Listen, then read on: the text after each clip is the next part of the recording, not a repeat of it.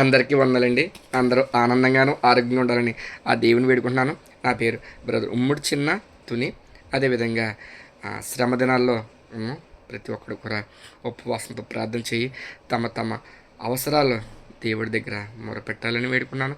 ప్రతి ఒక్కరు అవసరం కూడా దేవుడి నామంలో తీరాలని, ప్రతి ఒక్కరు ఇబ్బందులు కూడా ఈ శ్రమ దినాల్లో ప్రతి ఒక్కరు కూడా తొలగిపోవాలని వేడుకుంటున్నాను. అదేవిధంగా యోబు గ్రంథము 5వ అధ్యాయము 21వ వచనము, నోటి మాటల చేత కలుగు నొప్పి నీకు తగలకుండా దేవుడు నిన్ను చాటువేను. నోటి మాటలు చాలా చాలా ప్రమాదకరమైనది. మాటలు చాలా చెడు మాటలు.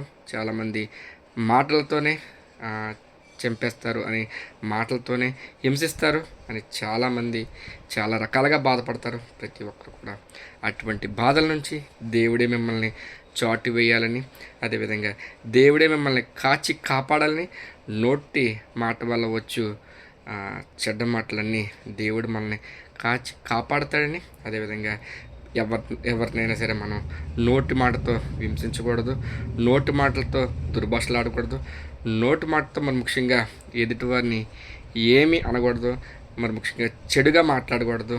చెడుగా మాట్లాడితే అది దేవుడికి తగదు. ప్రతి ఒక్కరు కూడా నోటితో మంచి మాటలు మాట్లాడాలని వేడుకుంటున్నాను. చిన్న వాక్యం దేవుడు దీవించిన కాక అందరికీ వందాలండి.